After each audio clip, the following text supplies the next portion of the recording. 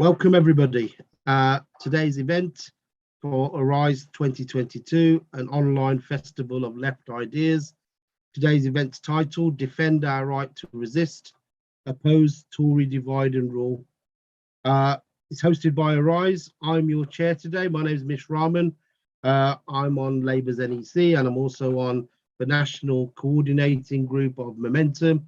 And I'm really pleased to welcome you to this session as part of the month-long Arise Festival of Left Ideas, Defend Our Right to Resist, Oppose Tory Divide and Rule. Today's event is hosted by Arise and it's supported by a range of left organisations, campaigns and publications. And I urge you to check out the programme for the festival and also get a ticket for the whole event if you haven't got one already. Now, we're delighted to have some brilliant different speakers today from different organisations to join us for this session and to bring people together for such an important discussion. This disastrous Tory government is still failing to protect the health and people, and it's resorted to racist scapegoating to distract from their disastrous handling of the pandemic. And it's also planning further cuts and assaults in the months ahead.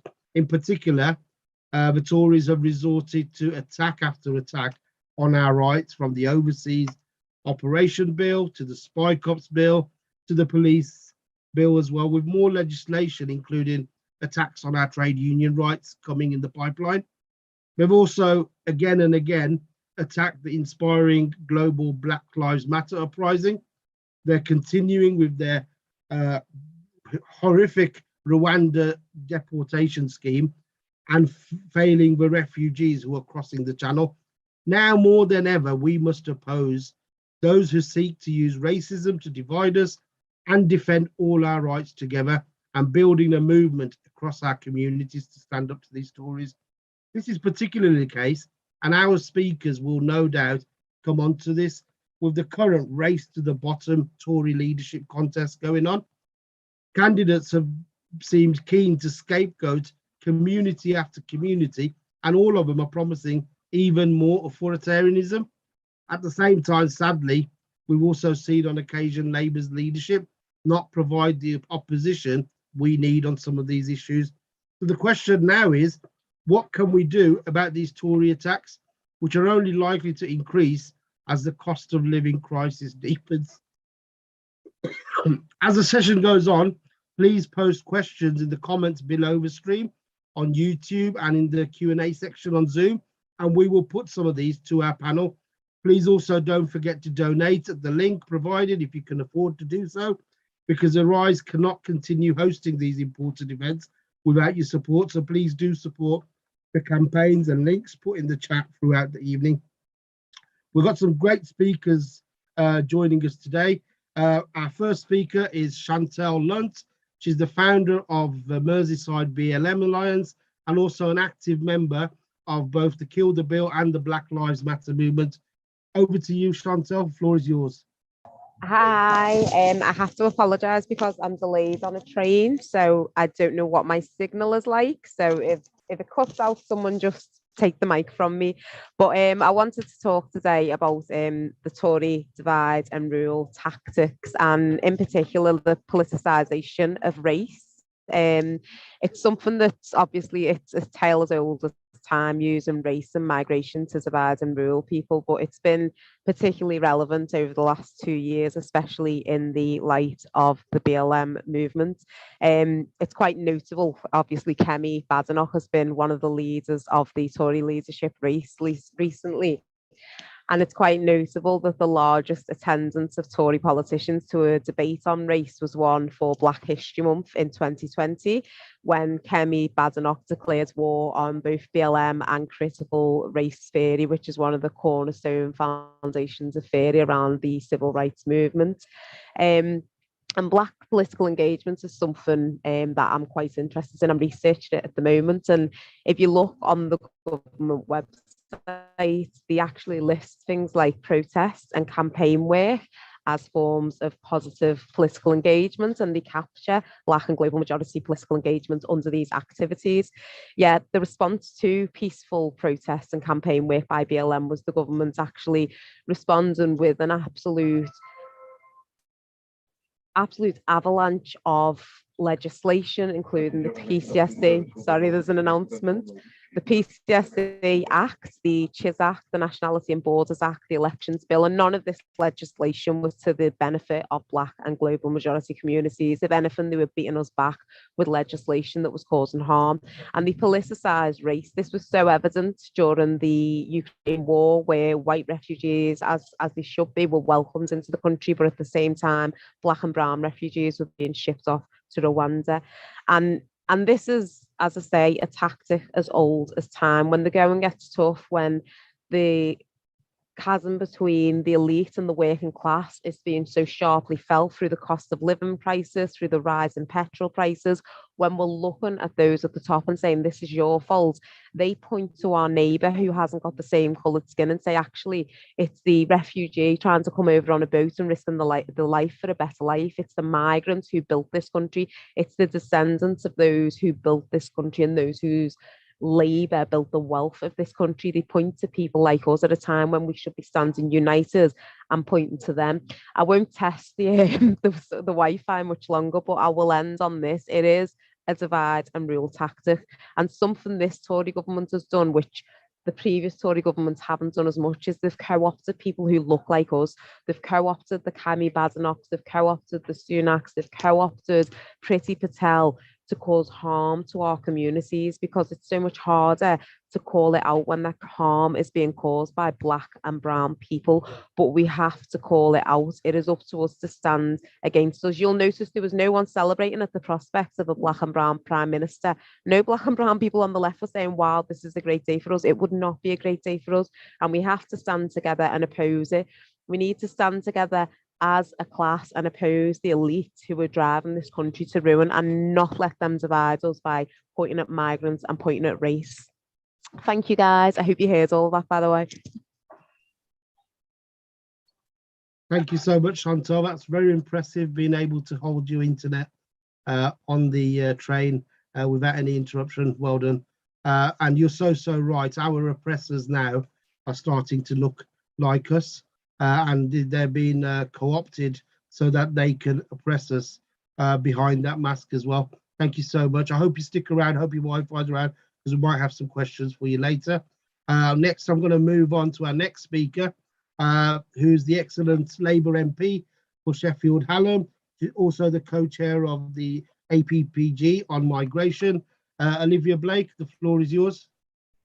Thank you so much, Mish, and it's a real pleasure to be speaking as part of the Arise Festival. So thank you so much for the invite to the event. And I think the title of tonight's meeting raises two very critical issues that I've been very actively campaigning on in Parliament: the right to protest and to picket, and how the government have been using divide and rule to push through their agenda. Apologies that I've got the fan on. It is absolutely boiling in Westminster, so hopefully that's not too distracting. Both of those issues are linked to the biggest cost of living rise in history, in recent history.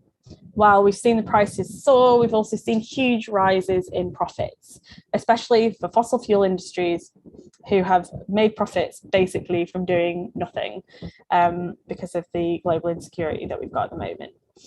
The government likes to talk about a wage inflation spiral, but it's not wages that are driving up prices, it's profiteering. That's why I was proud to stand on pickets with rail workers who are demanding a better deal from rail companies, especially after those companies made 500 million in profits during the pandemic. That is just a staggering amount, given the situation that we had over that period. The government's priority in the dispute is clear. It's about creating divisions between rail workers and the rest. We need to reject that division and stand with anyone who rightly calls for super profits to be invested in supporting workers' pay and conditions.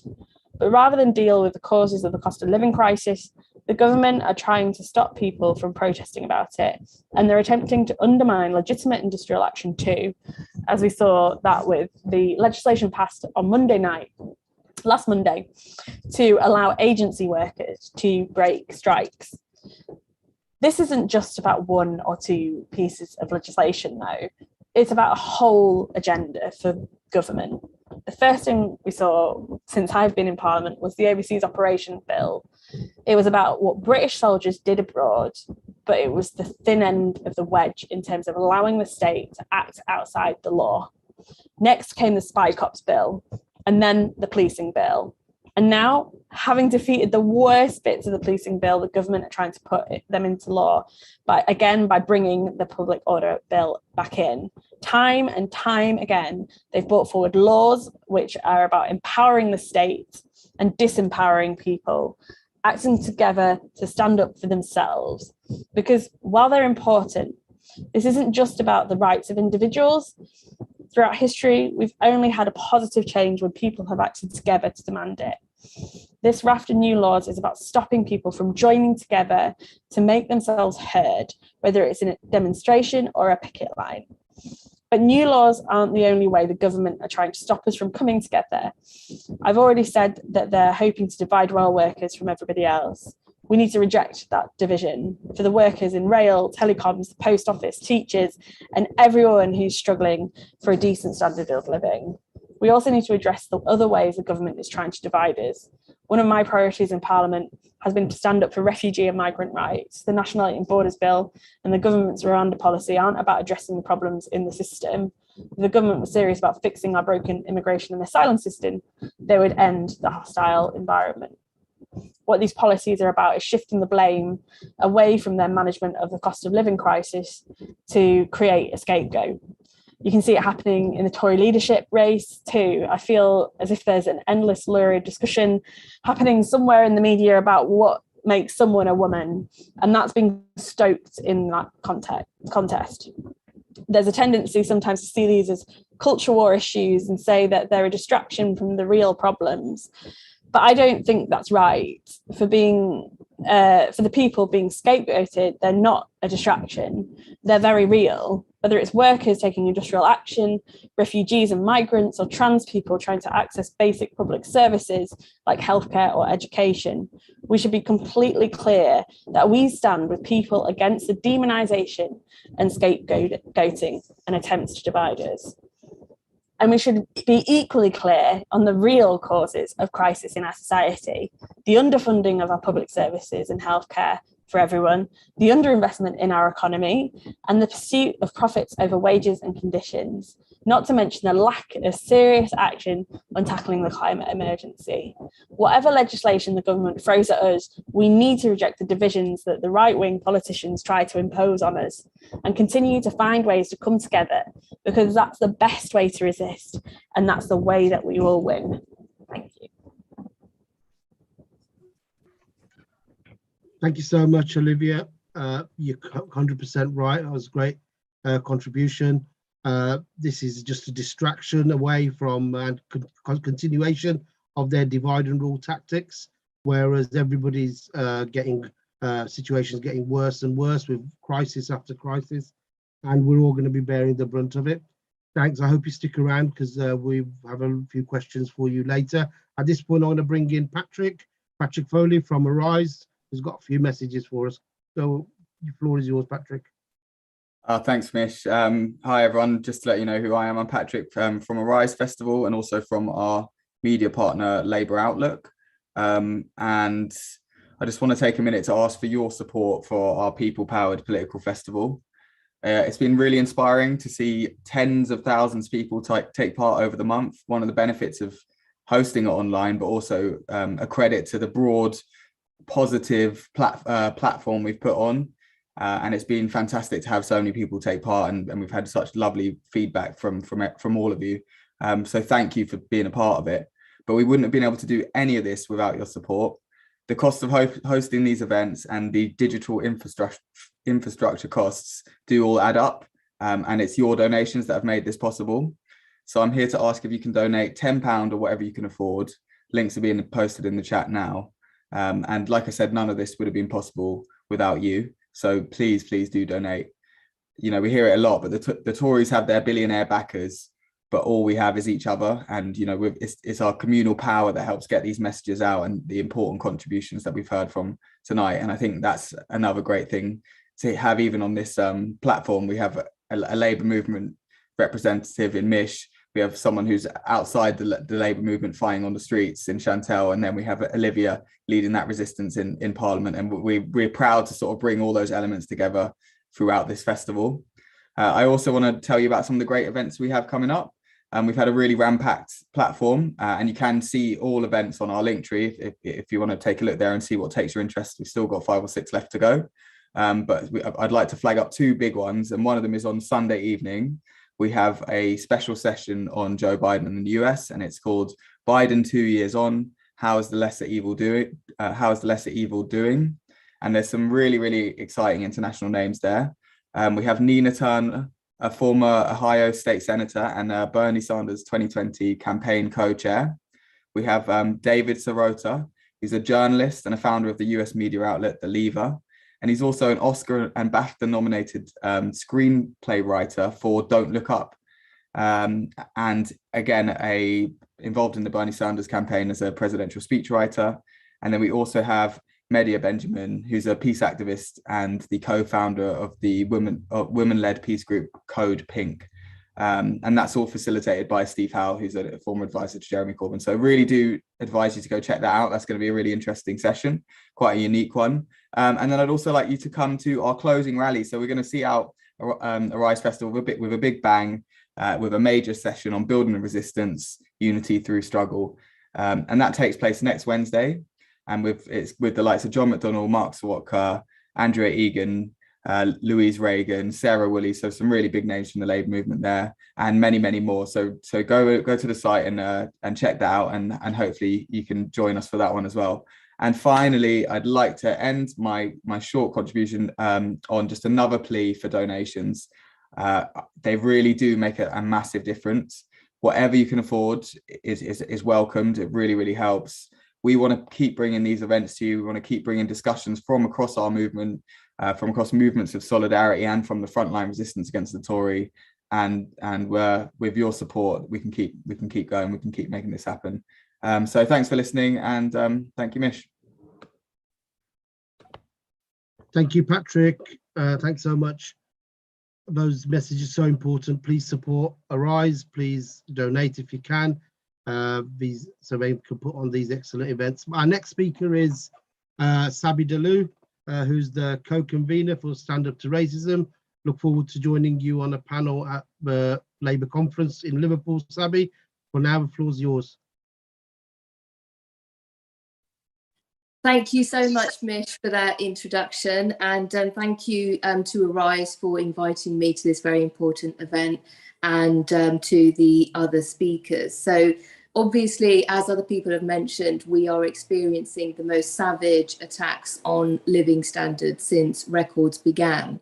And with rising stagflation and a decline in real wages, I think we can expect a vicious racist offensive from whoever wins the Tory leadership race. Now, obviously, there's been a lot of discussion about how, the diversity of the Tory leadership race. And it's clear that the next leader of the Conservative Party will either be a BAME person or a woman. But I think we have to look beyond that. Yes, representation is important, but you have to look at what people stand for. And I think it's worth recapping what this government's record has been on racism. And both Rishi Sunak and Liz Truss have held senior positions in a government that has presided over one of the biggest racist onslaughts we've seen from a government.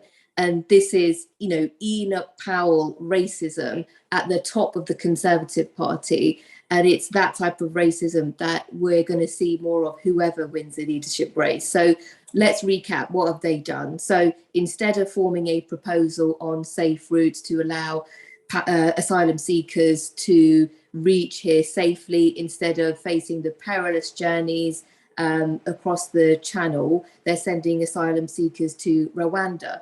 And this is despite the fact that the UK High Commissioner to Rwanda argued that Rwanda should not be pursued as an option because Rwanda has been accused of recruiting refugees to conduct armed operations in other countries and has a poor human rights record. that this government continues with that policy, and all of the leadership candidates committed to continuing that policy. So this is going to continue. The Nationality and Borders Act is a racist piece of legislation, as we all know. The Policing Act includes increased stop and search powers. The Elections Act effectively disenfranchises BAME communities. And they've repeatedly attacked the Black Lives Matter movement, despite the very important nature of the movement in highlighting centuries of racism as a legacy of slavery and colonialism.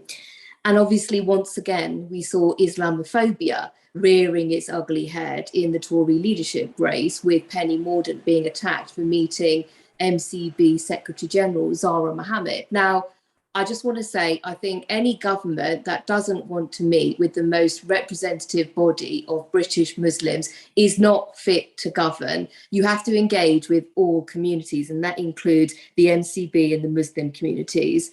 And they also presided over the controversial Commission for Race and Ethnic Disparities, which essentially tried to reverse the very important gains by the Stephen Lawrence inquiry by highlighting institutional racism, and that everyone in the race relations work has, essentially it was agreed that institutional racism is something that exists and something that needs to address, until this government came along a year ago and said that actually it doesn't exist. It examined policing, employment, education and health, and somehow managed to conclude that the ethnic and race disparities in those different areas are somehow not linked to institutional racism, where institutional racism is at the heart of race and ethnic disparities in those sectors, particularly in health, where we're still in the middle of a pandemic.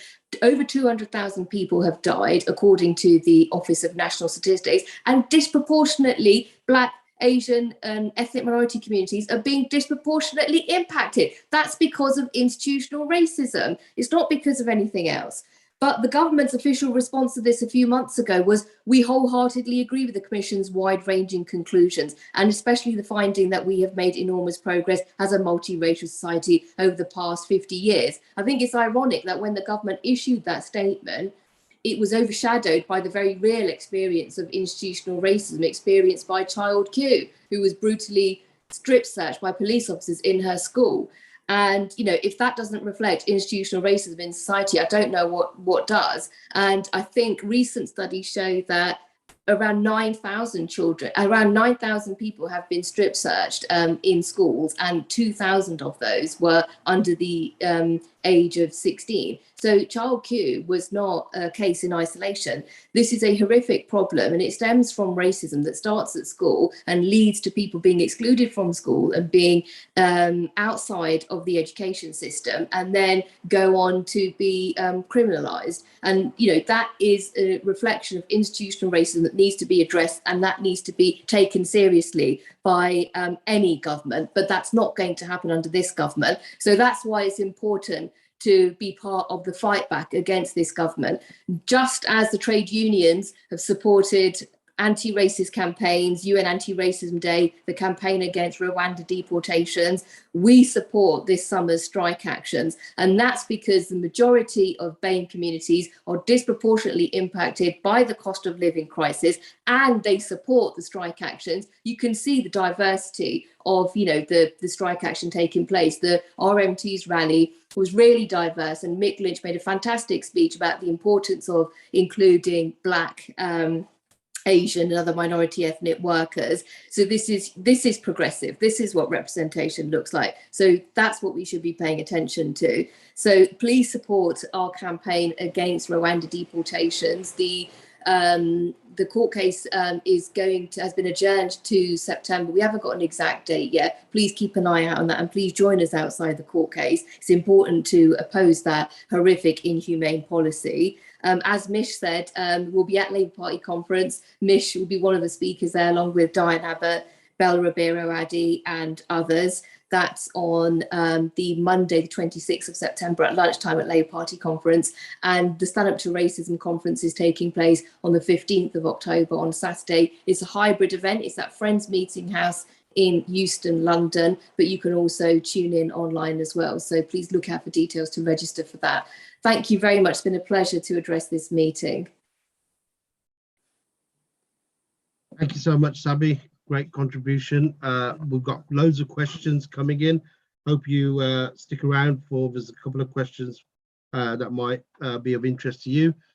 Chantelle, if your internet stable, there's a question that somebody's asked for yourself. How do we bring together Labour Party and trade unions on the one hand, and the new militant and flowering activist groups such as BLM, Kill the Bill, Just Stop Oil, and many more on the other, into major social movement campaigns together against the restrictive legislation and the Tory agenda?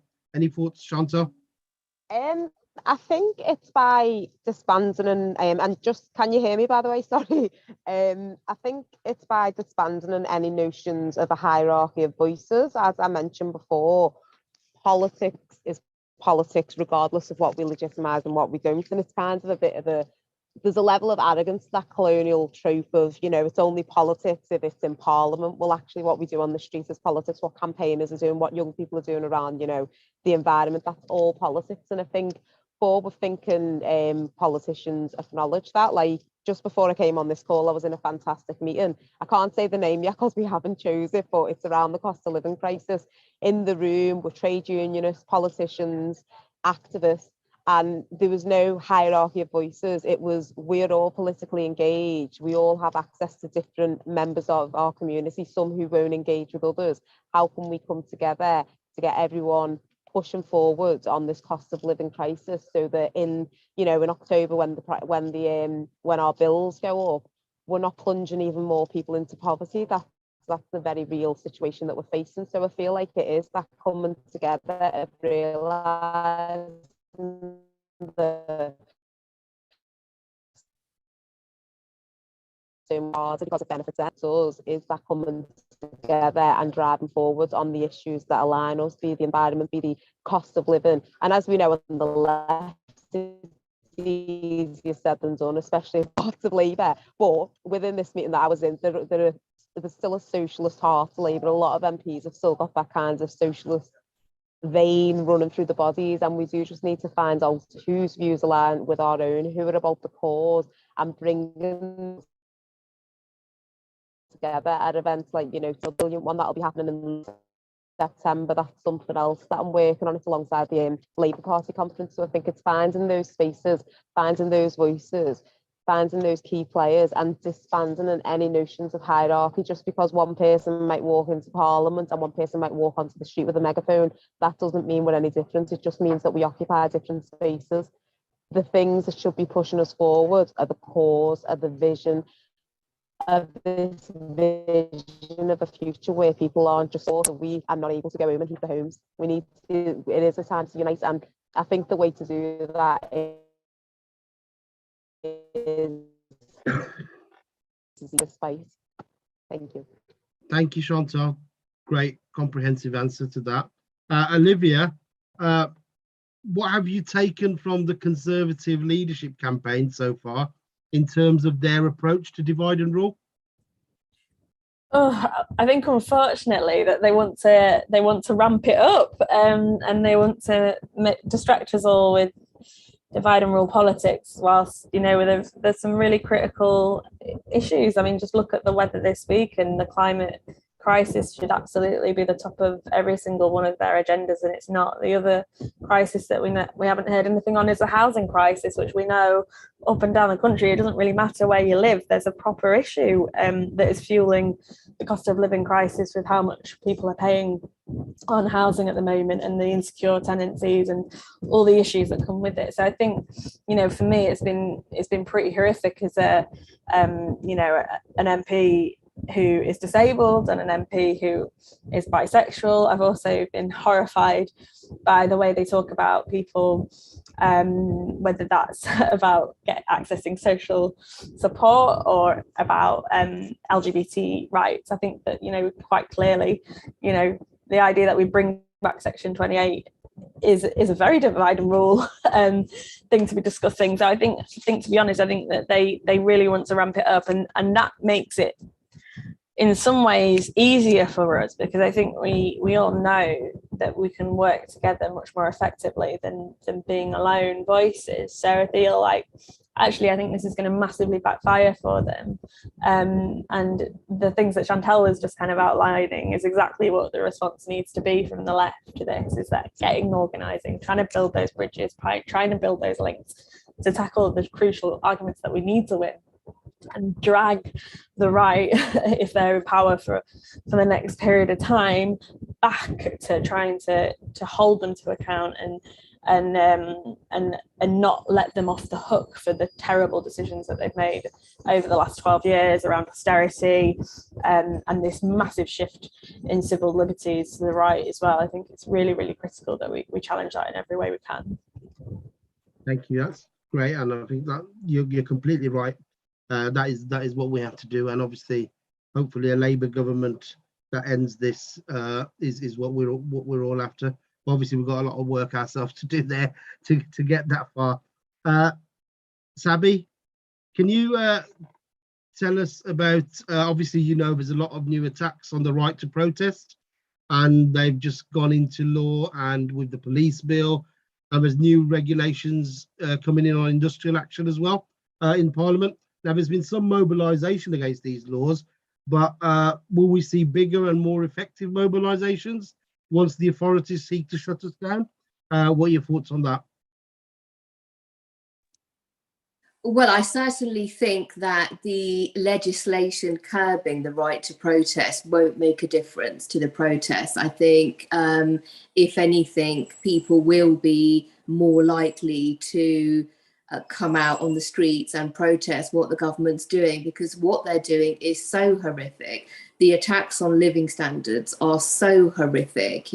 This is worse than, anything we've seen in recent times, coupled with the attacks on racism, or the attacks in relation to racism, the whipping up of racism. It just means that people are not going to be stopped by this new, legislation. And I think it's important not to be too downhearted and despondent about various bits of legislation that are reactionary and that have been passed in Parliament, because the government does have a majority, so they can get through anything they want in Parliament.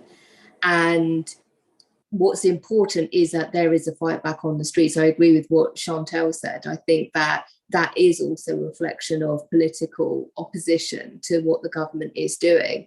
So, but I do agree that, I think we need to see more of a fight back from Labour as well on some of these issues, because I don't think that they have been putting up a fight on some of the key bits of legislation that have, been, savage in terms of, its level of racism, as well as, the cost of living crisis. So I think we need to see more from Labour, but I think that, the protest will go on, strike action will go on. And I think it's important for the Labour left to support all of this. Yeah, fantastic. If Olivia or Chantelle wants to come in on that as well, because obviously our right to protest is being curtailed. Any ideas as well how we need to rise up against that? If you want to come in now. I mean, I'm happy to. Obviously, as a Labour MP, I could never tell anyone to intentionally break the law, but I do think that it's, a piece of legislation that I and a number of my colleagues were very vocal against. We were able to push the Labour front bench to be a bit firmer in the Lords and try and win some of those debates in the Lords. So it was weakened. But I think you're right, Sabby. I think we could get into the detail of that a little bit too much and kind of fixate on what has and hasn't happened in Parliament, when actually the truth is that the reason they're bringing this in is because they either have plans or they don't have plans to tackle these crises, right, that we're all facing. So whether it's economic, whether it's climate, whether it's the cost of living, they're obviously planning something, otherwise they won't want to restrict our rights to protest, right? So I guess that's the kind of thing that I'm most critical of. And I think that the actual one thing that I think we should be focusing on as a movement with what in terms of what's going on here is the attack on the Human Rights Act, actually, and the underpinning that is given to so many groups in our movement to access justice over many years, since the Labour government brought it in, and the links to the international kind of legal framework within that, I think is really important, and one that we should all be really vocal about, because if we give up on that fight, I think we'll be in even more trouble.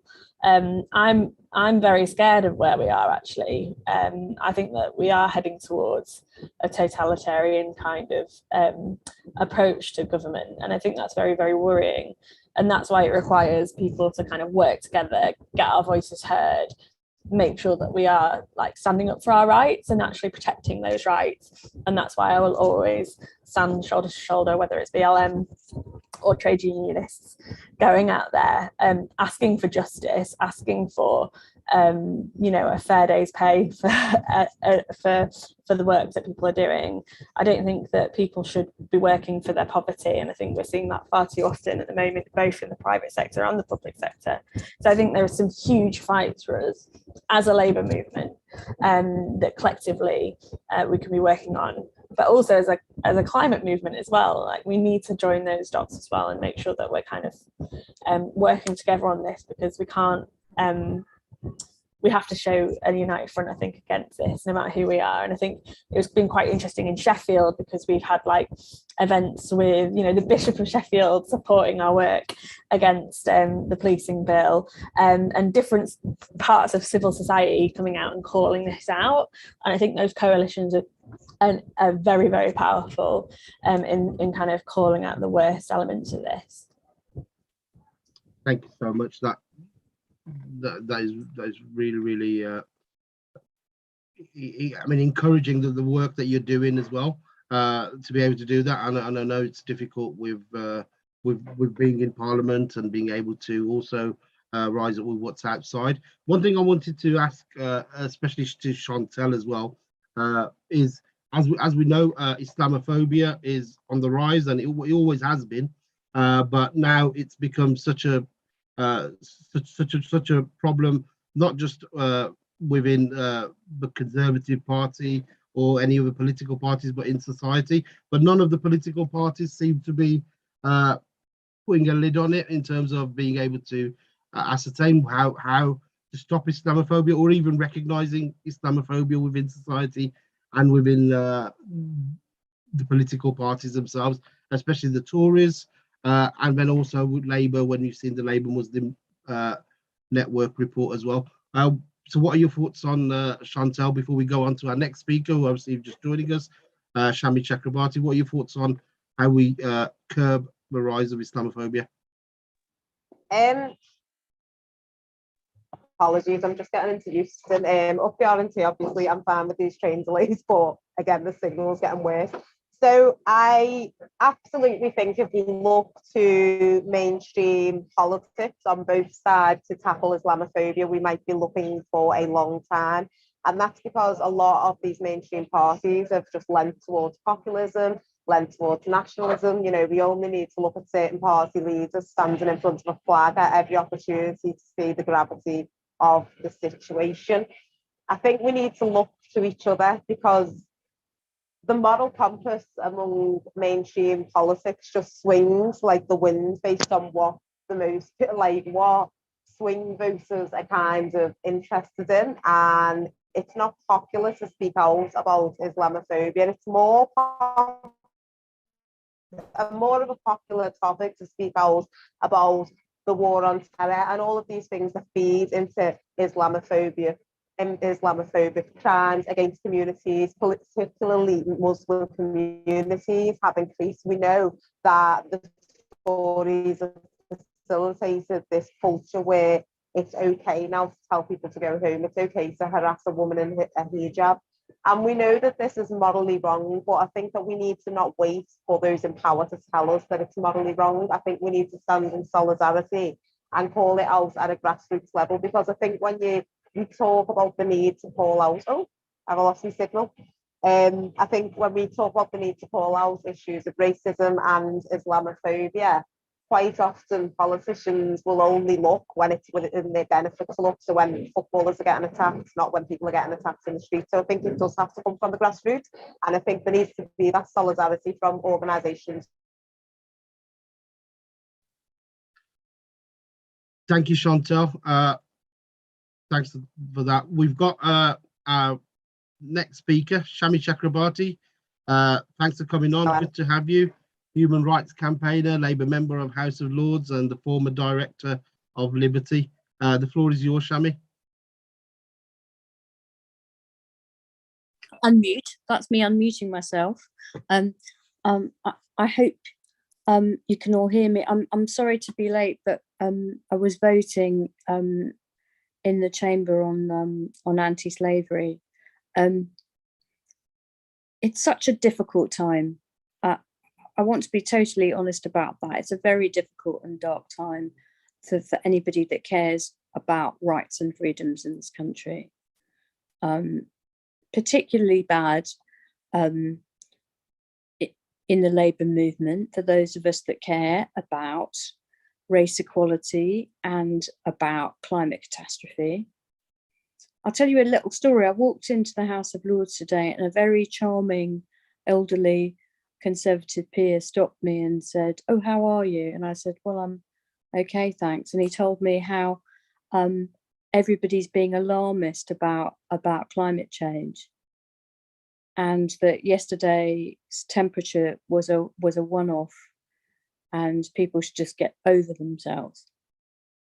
So there's that degree of denialism and complacency, and equally we have had a government in the last few years, and whichever face they produce after their beauty contest, it's going to be the same government. It's not even a Conservative government. It's not even a Tory government, as I understand that.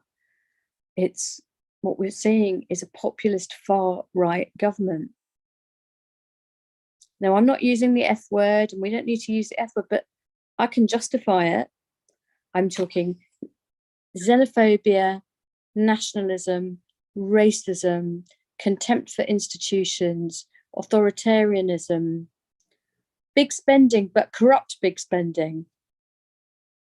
It has all the hallmarks of populist far-rightism, and we're seeing this all over the world. And these people learn from each other. They're nationalists, but goodness me, they are very internationalist in their dealings with each other. Don't tell me that Boris Johnson wasn't learning from the Trump-Bannon playbook, because he clearly was, and you can see the evidence online for that. And that is what we're up against. We're up against now, tragically, the Elections Act that is about voter suppression. We are up against the Police Act, which is about suppressing peaceful dissent on the streets. And there's a public order bill coming down the pipeline. We're looking at the odious Nationality and Borders Act, which is coach and horses through the Refugee Convention. And we're looking at the Rwanda Pact.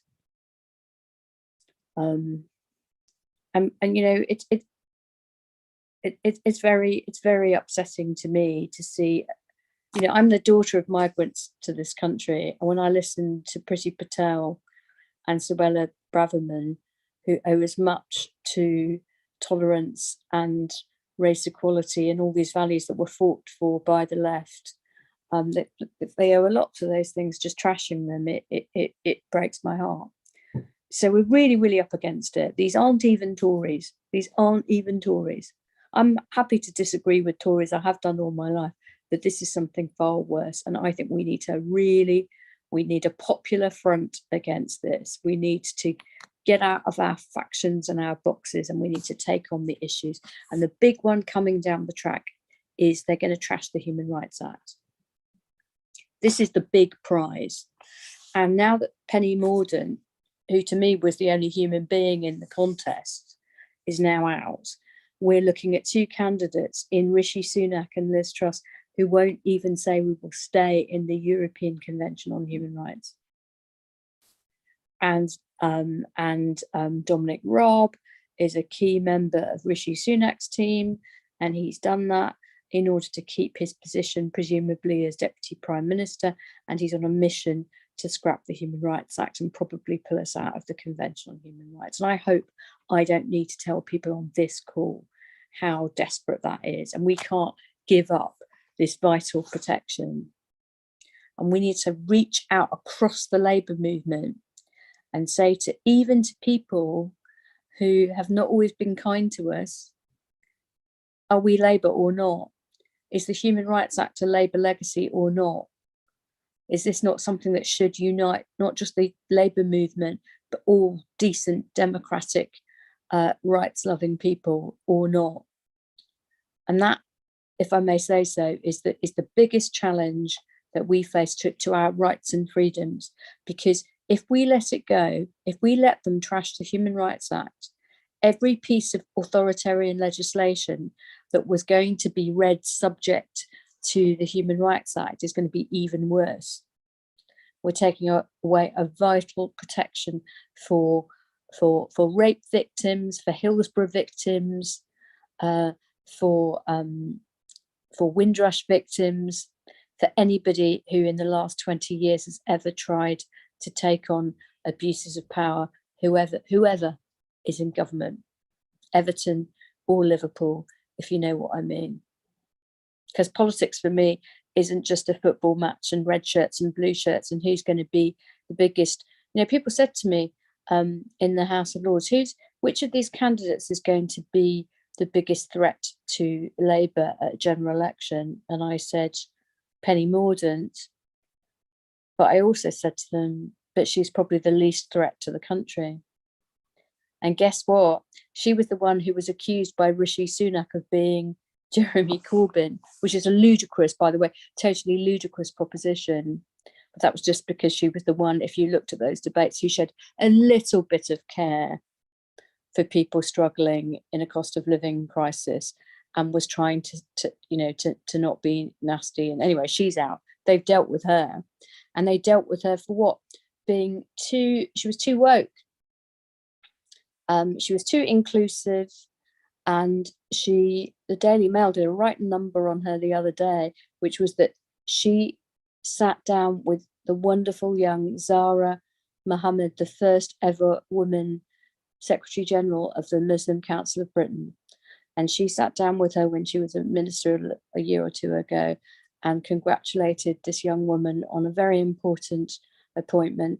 And so her rivals and put out their poison and whole front page of the Daily Mail to say how suspect that is. And that's what culture war is. And this attack on our rights and freedoms is part of the culture war. And what does that mean? It's divide and rule. If you get people to turn on each other on grounds of sex and sexuality and race and nationality and your bits, the bits of your body that shouldn't ultimately matter, if we turn on each other, we don't look up at the gods on Olympus who are so rich now that they are bored with us and they want to have space programs. And people want to take back control. Good luck. But let's start taking back control from Amazon and from Facebook and from Coca-Cola and from Rupert Murdoch. They are laughing at us from these great heights as we turn on each other. But people on this call know that. And I just put out this call that the big fight coming in the autumn is to save our Human Rights Act. And we on this call need to put that challenge to people across the Labour movement. Will you stand with us for Labour's Human Rights Act, for our Human Rights Act? And will we unite with this is time for a popular front. If I am right, if people agree with me that we are dealing with a populist far-right government, not even a traditional Tory government, then in my view, it's time for a popular front.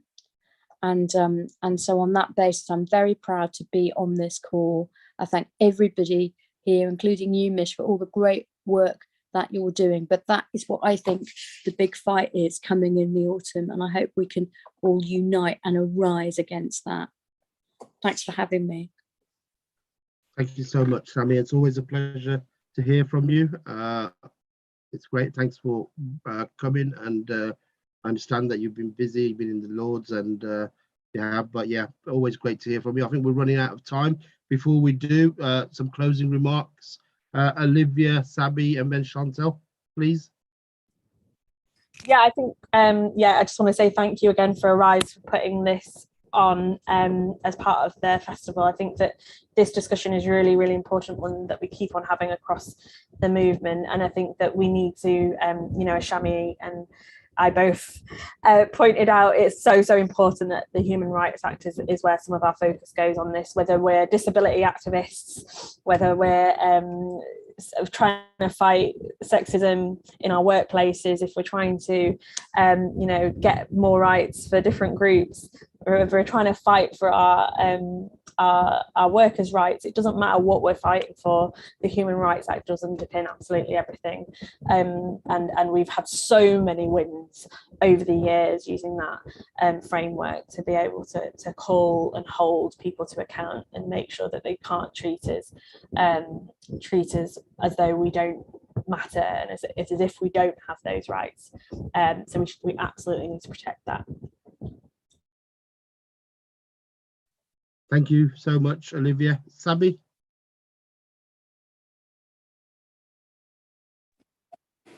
Thank you, Mish. I just want to close by saying that I think Shami is right. I think that this is a far-right populist government. It's not a traditional Tory, government. And I think Shami's right about the importance of standing up for the Human Rights Act and actually campaigning against the government's attempts to reform that. And just to give a couple of examples regarding racism. So the Theresa May government, the Cameron government, obviously they were bad on immigration and things like the hostile environment, which led to the Windrush scandal. And obviously there is an overlap when you attack immigrants, outside of the country. It does have an impact on Black communities, here, as we saw with the Windrush scandal.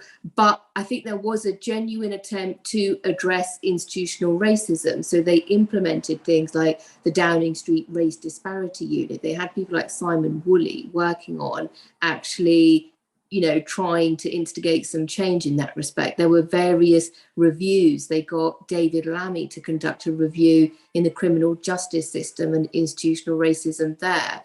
And there were other reviews in relation to employment and so on and so forth. There was a genuine attempt to try and address institutional racism. And also Theresa May did actually change police powers in relation to stop and search, making it more difficult for them to stop and search people. That was immediately reversed when Boris Johnson came to power. So there are differences between this government and previous Conservative governments. And I think, we do need to be, fighting hard against this government and campaigning to defend the Human Rights Act. Thank you, Sabby. And over to you, Chantelle. Hey, so I just kind of want to do a little word flip on the theme of today's panel, which is divide and rule. I think it's our job as those on the left and those campaigning for change to unite and win. And I do think, people keep on going on about a class war, and while we didn't declare it, we've certainly got to fight it. And now is the time. I just think now is the moment. This is the moment that the next generation are going to look at us, every single one of us who is here now, and say, what did you do? And did you do everything within your power? Now, we're 2 years in, we're 2 years into an absolute onslaught of attacks from the elites. And a lot of us, if anything like me, are burnt out and tired, and we're just trying to get through the day. but we have to give everything that we've got. We have to not only be talking within our circles in the left, but to, you know, people whose bills are going up, who've never got into activism. We need to be drawing more and more working class people into this fight. And we need to be myth busting. We need to be getting out there to protest. I've just arrived in London. I'm going to be doing a bit of work, but on Saturday I'm going to free protest because protesting hasn't stopped.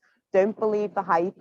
Protesting's gone on as normal in spite of the police crime sentencing and court acts, and we need to be carrying on business as usual. But the most important thing is that we need to not be letting those little niggles that divide us on the left do that anymore. The big word is unity. The big word is bringing together the community and not losing our humanity, remembering why we are in this. We need to be looking left, looking right, and looking out for each other throughout this, because we've got a long way to go.